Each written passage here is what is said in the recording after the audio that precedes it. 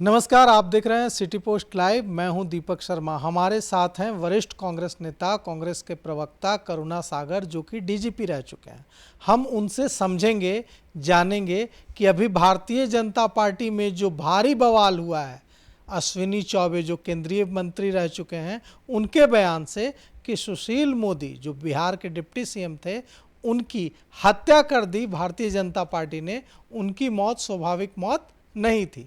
अश्विनी चौबे ने कल कहा एक कार्यक्रम में कि उन्हें इतनी पीड़ा दी गई भारतीय जनता पार्टी की तरफ से कि पार्टी में रहते हुए वे बेबस महसूस करने लगे और इस वजह से उन्हें बीमारी हो गई और उनकी जान चली गई। अश्विनी चौबे ने और भी कई सियासी बम कल फोड़े हैं, उन पर हम बाद में बात करेंगे। पहले बात करते हैं, हम करुणा सागर जी से समझते हैं कि कांग्रेस इस बयान को कैसे देखती है। देखिए, ये सिर्फ कांग्रेस की बात नहीं है। ये चूंकि बीजेपी इस समय सत्तारूढ़ दल है, तो उसकी बातें महत्व रखती हैं। और अश्विनी चौबे जी ने जो कहा है, वो बीमारी नहीं की बात नहीं की है, उन्होंने वो सिम्टम है और इसके कई पहलू हैं। देखिए, 2014 के बाद जो पिछले 11 साल से जो बीजेपी है, जो पहले बीजेपी अपने आप को पार्टी विद अ डिफरेंस कहती थी, उसका चाल, चरित्र और चेहरा बिल्कुल बदल चुका है। उसके पहले बीजेपी में कोई मार्गदर्शक मंडल नहीं होता था। मार्गदर्शक मंडल क्या है कि जो बीजेपी के इस समय शीर्ष नेता हैं, प्रधानमंत्री हैं, उनको जो लोग पसंद नहीं आए, उनको जबरन रिटायर कर दिया जाए। तो ये जबरिया रिटायर करने वाली जो प्रक्रिया है, वो मार्गदर्शक मंडल है। और बीजेपी हमेशा से क्या कहती थी, बीजेपी में व्यक्ति बड़ा नहीं है, संगठन बड़ा है। लेकिन पिछले 11 साल में आप देख रहे हैं कि किस तरह से जो मुख्यमंत्री का चुनाव होता है, बड़े बड़े नेता दावेदार रह जाते हैं और पूंजी टुटपुंजी, मतलब छोटे नेता, और जिनकी चर्चा भी नहीं रहती है, एक पर्ची आती है और पर्ची से अनाउंस होता है कि मुख्यमंत्री कौन होने वाला है। और ये राज दर राज ये लगातार पिछले 11 साल से देख रहे हैं। तो अश्विनी चौबे जी जब सुशील मोदी जी की बात कर रहे हैं, तो सिर्फ वो सुशील मोदी जी की व्यथा का वर्णन नहीं कर रहे हैं। ये व्यथा उनकी अपनी जी हुई व्यथा है। वो अपने आप को जो मजबूर महसूस कर रहे हैं, जिस तरह से लग रहा है कि उन्हें दूध से मक्खी की तरह निकाल दिया गया, इसीलिए वो सुशील मोदी जी की के जो हालात थे, उसके साथ अपने आप को आइडेंटिफाई कर सक रहे हैं। वो देख रहे हैं कि जिस तरह की पीड़ा हमें हुई, उस तरह की पीड़ा सुशील मोदी जी को भी हुई। उन्होंने तो बड़ी बात कह दी ना। उन्होंने कह दिया कि इसका साइंटिफिक एस्पेक्ट क्या है। उन्होंने कह दिया कि सुशील मोदी को इतना टॉर्चर किया पार्टी ने कि उसकी वजह से वे बीमार हो गए। अब सुशील मोदी को कैंसर हुआ था, अब क्या पार्टी की प्रताड़ना की वजह से उन्हें कैंसर हो गया? यह तो बड़ी अजीब बात है। देखिए, ये बात मतलब इसका कोई साइंटिफिक बेसिस तो है नहीं कि ये है। हमने क्या कहा, इसके कई पहलू हैं और उन पहलुओं को समझना ज़्यादा ज़रूरी है। और ये बात साफ है कि सुशील मोदी जी जब से 2014 में सरकार आई भाजपा की, वो भाजपा के मौजूदा नेतृत्व के चहेते नहीं थे, निशाने पर थे। और इसीलिए जब पहली बार मौका मिला तो उनको डिप्टी चीफ मिनिस्टर से भी हटा दिया गया, जबकि सबको पता है कि मुख्यमंत्री जी चाहते थे कि वो उनके साथ कंटिन्यू करें। और उसके बाद उन्हें राज्यसभा भेजा गया और बाद में राज्यसभा में भी रीनॉमिनेट नहीं किया गया। तो एक राजनेता जिसकी इतनी लंबी पारी है, जिन्होंने अपनी पारी शुरू की थी जयप्रकाश नारायण के मूवमेंट से, जो छात्र आंदोलन से शुरू किया था, और जब उसको इस तरह से राजनीति में कोई महत्व नहीं दिया जाता है। अब जैसे आपने देखा ना, क्या अडवाणी जी के साथ क्या हुआ, मुरली मनोहर जोशी जी के साथ क्या हुआ, और बहुत सारे नाम हैं जो वसुंधरा राजे सिंधिया हैं, गडकरी जी को किस तरह से उनका पर कतरा गया। तो बीजेपी के अंदर ही एक नई राजनीति चल रही है, और वो राजनीति है व्यक्तिवाद की राजनीति, वो राजनीति है नेता के सामने नहीं तो यहाँ दंडवत होने की राजनीति। यहाँ पर कोई आइडियोलॉजी की राजनीति नहीं है, क्योंकि पहले बीजेपी बोलती थी कि हम लोग आइडियोलॉजी की राजनीति करते हैं, लेकिन आज अगर आप बीजेपी का चेहरा देखिए तो तमाम दलों के जितने भी नेता जिनको बीजेपी खुद भ्रष्ट कहती थी, जिनके खिलाफ बीजेपी की सरकार ने उनके ईडी ने, सीबीआई ने केसेस रजिस्टर किए, वो सब आज बीजेपी के तंत्र में बहुत महत्वपूर्ण पदों पर बैठे हुए हैं।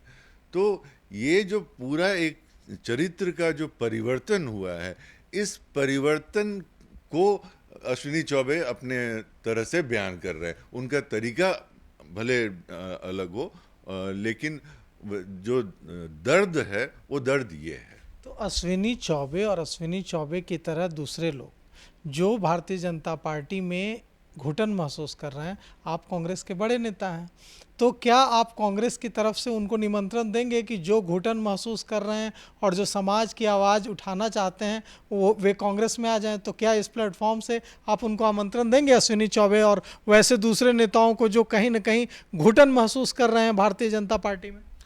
दीपक जी, आप भी जानते हैं मैं प्रवक्ता हूँ, और पार्टी में किसको आना है, कौन जा रहा है, ये सब मेरे पे ग्रेड से ऊपर की बात है, और ये सिर्फ नेतृत्व तय करता है कि किस आदमी में ऐसा मानसिक परिवर्तन हुआ है जो गोडसे की राजनीति को छोड़ के महात्मा गांधी की राजनीति से जुड़ना चाहता है, तो पार्टी उसको क्या तरजीह देती है। लेकिन इसके बारे में मेरा कुछ बोलना उचित नहीं होगा। नहीं, ऐसे लोग अगर जैसा आपने कहा कि गोडसे की विचारधारा छोड़कर अगर राष्ट्रवादी विचारधारा से जुड़ना चाहते हैं, महात्मा गांधी की विचारधारा से जुड़ना चाहते हैं, अगर भारतीय जनता पार्टी या दूसरे दलों में ऐसे लोग हैं जो कह रहे हैं सामने आकर कि घुटन महसूस हो रही है, आंखों में आंसू भर जा रहा है, बर्दाश्त नहीं हो रहा है, तो क्या ऐसे लोगों के लिए कांग्रेस में जगह है?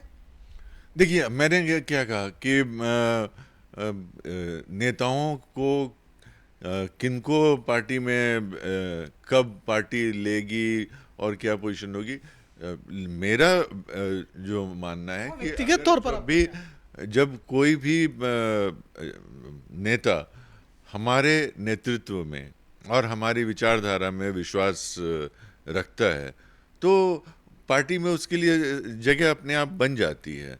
और बाकी तो कब किसको लेना है ये शीर्ष नेतृत्व का डिसीजन होता है, और उसके बारे में कोई भी प्रवक्ता नहीं बोल सकता है।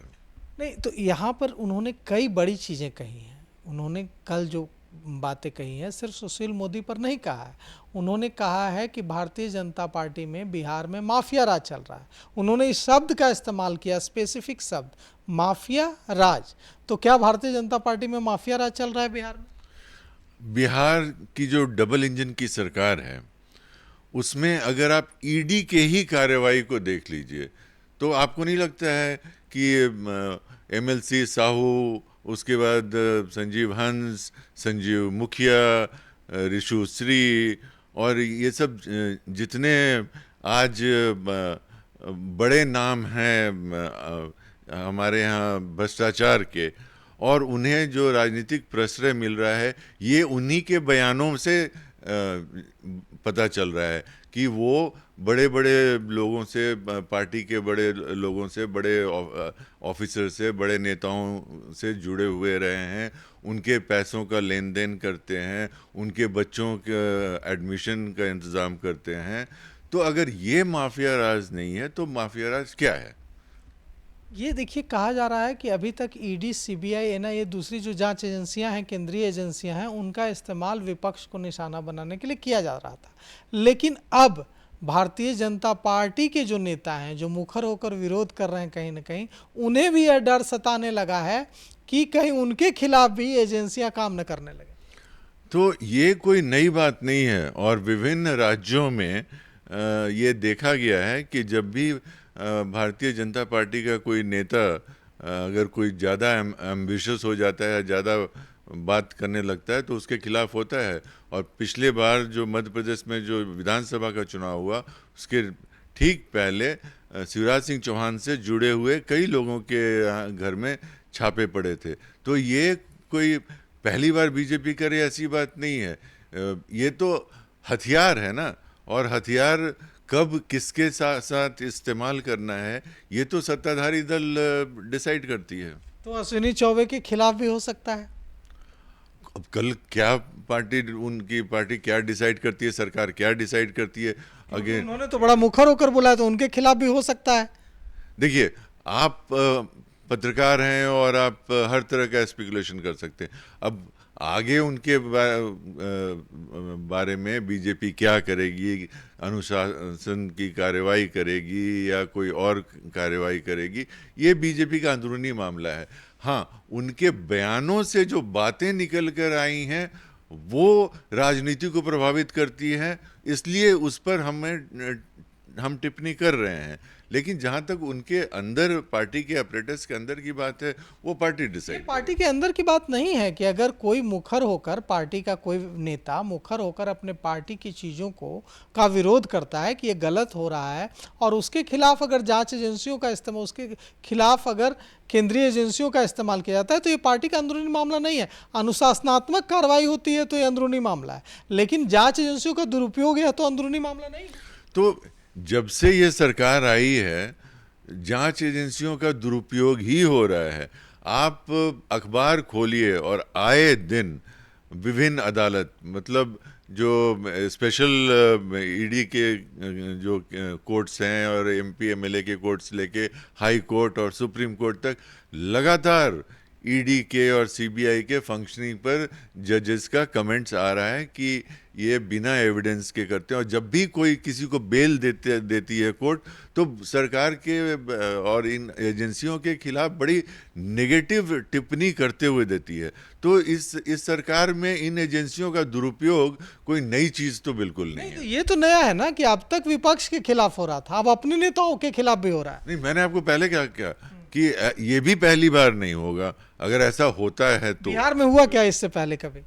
आप ही ना अभी क्या बताया कि जो बिहार में सरकार में जो लोग साथ में हैं उनके खिलाफ ईडी और सीबीआई की कार्रवाई हुई है।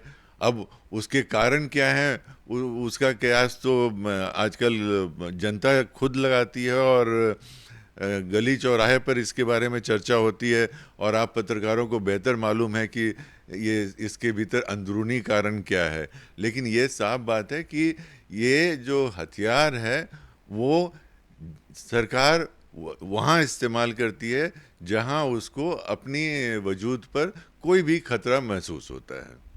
तो देखिए, वरिष्ठ कांग्रेस नेता करुणा सागर जो कि डीजीपी रह चुके हैं, उन्होंने आशंका जताई है कि हो सकता है जो अब तक भारतीय जनता पार्टी आवाज़ को दबाने की, विपक्ष की आवाज़ को दबाने की कोशिश जिस तरह से केंद्रीय एजेंसियों का इस्तेमाल करती रही है, वैसी कोशिश उन आवाज़ को दबाने के लिए भी की जा सकती है बिहार में, जो भारतीय जनता पार्टी के अंदर से उठ रहा है।